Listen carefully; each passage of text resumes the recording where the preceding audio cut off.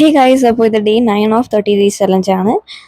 അപ്പോൾ രാവിലെ എഴുന്നേറ്റപ്പോഴേക്കും നല്ല മഴയുണ്ടായിരുന്നു. പിന്നെ ഇന്ന് എനിക്ക് ക്ലാസ്സിൽ പോവണ്ടായിരുന്നു.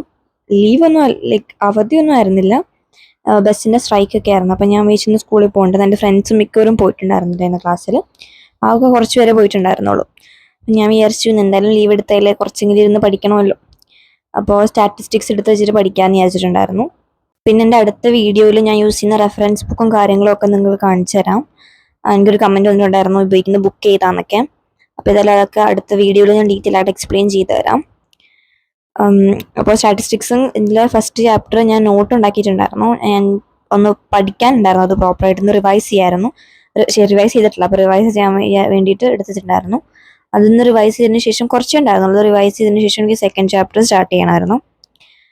അപ്പോൾ ഇതാ ഞാൻ ഉണ്ടാക്കിയ നോട്ട്. കുറച്ചേ ഉണ്ടായിരുന്നുള്ളൂ, ആകെ ഇച്ചിരിയുള്ള ആ ചാപ്റ്ററും. അപ്പോൾ അതിന് വേണ്ടിയിട്ടുള്ളത് മാത്രം ജസ്റ്റ് ചെറുതായിട്ട് ഉണ്ടാക്കിയിട്ടുണ്ട്. പിന്നെ എനിക്ക് സ്റ്റാറ്റിസ്റ്റിക്സ് പഠിക്കാനും കാര്യങ്ങളൊക്കെ ഒരു ഇൻട്രസ്റ്റ് ഉണ്ട്, എക്കണോമിക്സ് ഒക്കെ. സ്റ്റാറ്റിസ്റ്റിക്സ് ഓഫ് എക്കണോമിക്സ് കുഴപ്പമില്ല.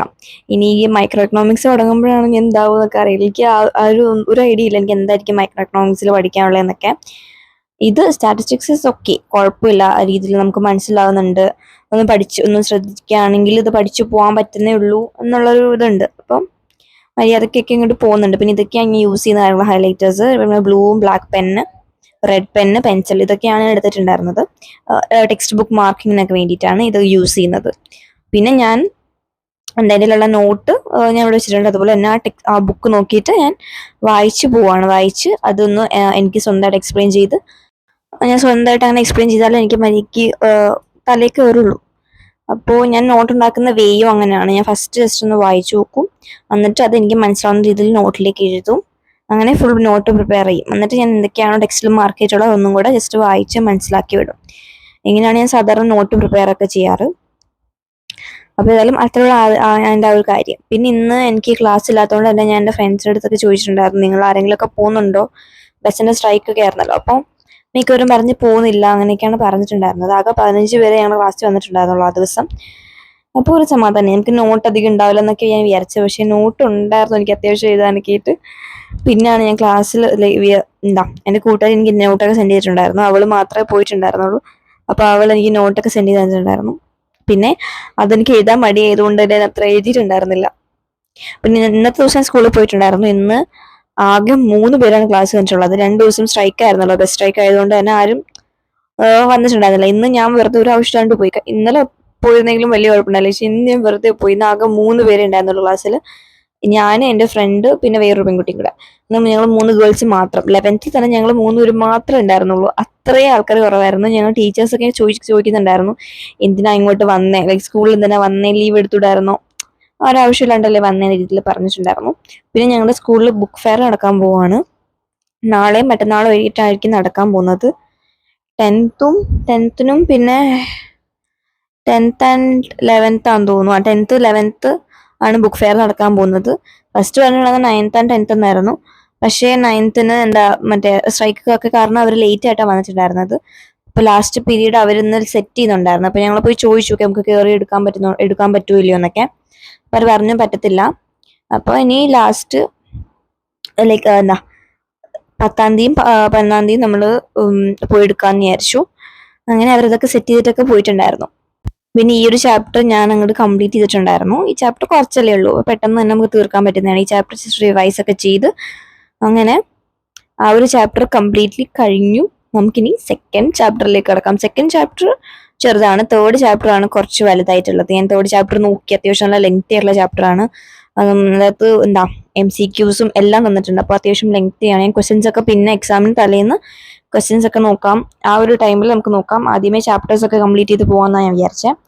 ഇതാണ് എൻ്റെ ഒരു പ്ലാൻ. ലൈക്ക് ഫസ്റ്റ് നമ്മൾ ചാപ്റ്റേഴ്സും കാര്യങ്ങളൊക്കെ ഒന്ന് തീർക്കുക, അതിനുശേഷം ആ ഒരു ഗ്യാപ്പ് വരുന്ന സമയത്തൊക്കെ നമുക്ക് ഇത് പഠിക്കാമെന്ന് വിചാരിച്ചു. എന്തായാലും നമുക്ക് ഗ്യാപ്പ് തന്നിട്ടില്ല.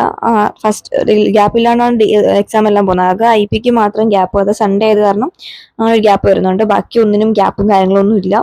പക്ഷെ എന്നാലും വലിയ കുഴപ്പമില്ലാത്ത രീതിയിലൊരു ടൈം ടേബിൾ ആണ് തന്നിരിക്കുന്നത്. എനിക്ക് IP-ക്ക് എന്തായാലും ഗ്യാപ്പ് വേണം. എനിക്ക് വേറെ ഒന്നിനും കിട്ടിയില്ലെങ്കിൽ IP-ക്ക് വേണം. കാരണം എനിക്ക് IP ആണ് എനിക്ക് ഡിഫിക്കൽട്ട് ആയിട്ടുള്ളത്. ബാക്കിയെല്ലാം എനിക്ക് പിന്നെയും പഠിച്ചാൽ കുഴപ്പമില്ല. പക്ഷേ IP എൻ്റെ തലയിൽ നിൽക്കാത്ത പോലെയൊക്കെ എനിക്ക് തോന്നുന്നത്. പൈത്തൺ കുഴപ്പമില്ല, പക്ഷെ മറ്റേ ഫസ്റ്റ് ചാപ്റ്റർ ഓപ്പറേറ്റിംഗ് സിസ്റ്റം എനിക്ക് ഒട്ടും പറ്റുന്നൊരു ചാപ്റ്ററാണ്. പൈത്തൺ എനിക്ക് ലൈക്ക് ഓക്കെയാണ്, കാര്യങ്ങളൊക്കെ പഠിക്കുന്നതും ചെയ്യാനും കുഴപ്പമില്ല. ഓപ്പറേറ്റിംഗ് സിസ്റ്റത്തിൻ്റെ ആണെങ്കിലും വലിയ കുഴപ്പമില്ല, നമുക്ക് എന്താ പ്രാക്ടിക്കൽസ് ഒക്കെ നമുക്ക് പിന്നെയും ചെയ്യാൻ പറ്റുന്നതാണ്. അപ്പോൾ വലിയ കുഴപ്പമില്ലാണ്ടൊക്കെ പോകുന്നുണ്ട്. ഫസ്റ്റ് ചാപ്റ്ററാണ് എനിക്ക് എന്തായാലും ഐപിക്ക് ഡിഫിക്കൽട്ട് ആയിട്ടുള്ളത്. പിന്നെ എന്താ എക്കണോമിക്സും ബിസിനസ്സും അക്കൗണ്ടൻസി ഒന്നും കുഴപ്പമില്ല. എനിക്ക് അക്കൗണ്ടൻസി ഭയങ്കര ഇഷ്ടമാട്ടോ. ഇപ്പോൾ എനിക്ക് എന്താ അക്കൗണ്ടിങ് ഇക്വേഷൻ ആണെങ്കിൽ ഇപ്പോൾ ചെയ്ത് എനിക്ക് ഇഷ്ടപ്പെട്ടതാണത്. എനിക്ക് ആദ്യമേ ചെയ്തപ്പോഴേക്കും ഒന്നും മനസ്സിലായില്ല. ഫസ്റ്റ് ക്വസ്റ്റ്യൻ മാഡം ചെയ്തപ്പോഴേക്കും ഞാനൊക്കെ കിളി പോയിരിക്കുമായിരുന്നു, എന്ത് നടക്കുന്നത് ഒന്നും മനസ്സിലാവുന്നില്ല എന്നൊരവസ്ഥയായിരുന്നു. പിന്നെ നമ്മൾ സ്വന്തമായിട്ട് ചെയ്ത് വരുമ്പോഴേക്കും ഓക്കെ ആവും. ഞാൻ ആദ്യമേ വിചാരിച്ച് ഇതെന്താ ഒന്നും മനസ്സിലാവുന്നില്ല, വീട്ടിൽ പോയിട്ട് വല്ലതും നോക്കാം, ഇപ്പൊ എന്റെ കൂട്ടുകാർ എഴുതുന്നത് അത് നോക്കി എഴുതാന്നാണ് വിചാരിച്ചത്. പിന്നെ സ്വന്തമായിട്ട് ചെയ്ത് ഒരു ക്വസ്റ്റ്യൻ സ്വന്തമായിട്ട് ചെയ്ത് നോക്കി. മാഡം ചെയ്യുന്നതിന് മുമ്പ് തന്നെ ചെയ്ത് നോക്കാവുന്ന രീതിയിൽ സ്വന്തമായിട്ട് ചെയ്ത് നോക്കിയപ്പോഴേക്കും സംഭവം കിട്ടിക്കഴിഞ്ഞപ്പോഴേക്കും സന്തോഷം കൊണ്ടേക്ക് ഇരിക്കാൻ വയ്യ. ബാലൻസ് ഷീറ്റ് ഒക്കെ എനിക്ക് ചെയ്യാനുള്ളത്, അത് രണ്ടും ഈക്വൽ ആക്കുമ്പോൾ കിട്ടുന്ന ഒരു സുഖമുണ്ട്. അത് കൊമേഴ്സുകാർക്ക് മാത്രമേ ആ സാധനം പറഞ്ഞാൽ മനസ്സിലാവുള്ളൂ. നമുക്കൊന്ന് എന്താ വെട്ടിപ്പിടിച്ചൊരു ഫീലാണ്, നമ്മൾ അടിപൊളിയാണ്. പിന്നെ അക്കൗണ്ടൻസി ഞാൻ വിചാരിച്ച അത്രയും പാടായിരിക്കും എനിക്ക് തോന്നുന്നില്ല. നമ്മളൊന്ന് ശ്രദ്ധിച്ചിരുന്നാൽ മനസ്സിലാക്കാന്നേ ഉള്ളൂ അക്കൗണ്ടൻസി. പിന്നെ ഡിഫിക്കൽട്ട് ആയിട്ടുള്ളത് എന്താ ബിസിനസ് ആയിരിക്കും. ബിസിനസ് എനിക്ക് തിയറി എനിക്ക് പിടിക്കാത്തൊരു സംഭവമാണ്. അപ്പോൾ ആ ബിസിനസ് എനിക്കൊന്ന് പഠിക്കണം. ബിസിനസ് പഠിച്ചിട്ട് കുറച്ച് ദിവസമായി. ബിസിനസ് കുറച്ചും കൂടെ ശ്രദ്ധ കൊടുക്കണം. മാഡം ഇപ്പോൾ ക്വസ്റ്റ്യൻ ഒക്കെ ചോദിക്കുമ്പോൾ നമുക്ക് ആൻസർ പറയാൻ പറ്റുന്നുണ്ടെങ്കിലും എനിക്ക് എന്താ ബിസിനസ്സിൽ പഠിക്കാനുള്ളതെന്ന് വെച്ചാൽ എനിക്കൊന്നും പറയാനില്ല. എനിക്കെന്തോ ഒന്നും അറിയാത്ത പോലത്തെ ഒരു ഫീലാണ്. എത്ര പഠിച്ചാലും എനിക്ക് ബിസിനസ് ഒരു കോൺഫിഡൻസ് വരത്തില്ല. ഞാൻ പറഞ്ഞല്ലോ, എനിക്ക് സോഷ്യൽ പോലെയാണ് എനിക്ക് ബിസിനസ് തോന്നുന്നത്.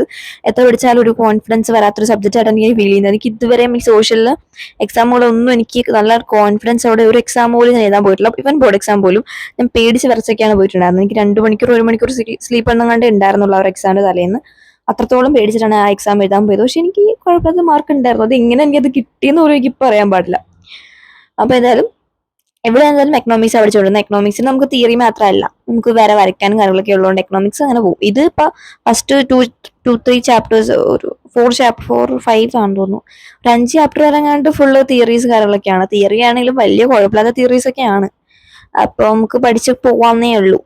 ബിസിനസ്സിൽ അങ്ങനെയല്ല, ബിസിനസ്സിൽ ചവറ് പോലാണ് കിടക്കുന്നത്. നമ്മൾ എല്ലാം പഠിക്കണം, എല്ലാം ഇമ്പോർട്ടൻ്റ് ആണ്. അപ്പൊ ആ ഒരു നമുക്കൊരു സ്ട്രെസ്ഫുൾ ആയിട്ടൊക്കെ ഫീൽ ചെയ്യും. ഇത് ഇത്രത്തോളം കാണപ്പെടാൻ പഠിക്കേണ്ടി വരുമല്ലോ എന്നുള്ള ആ ഒരു മൈൻഡ് കയറി വരും. എന്നാലും അത്രയുള്ള video. Thanks for watching. Bye by.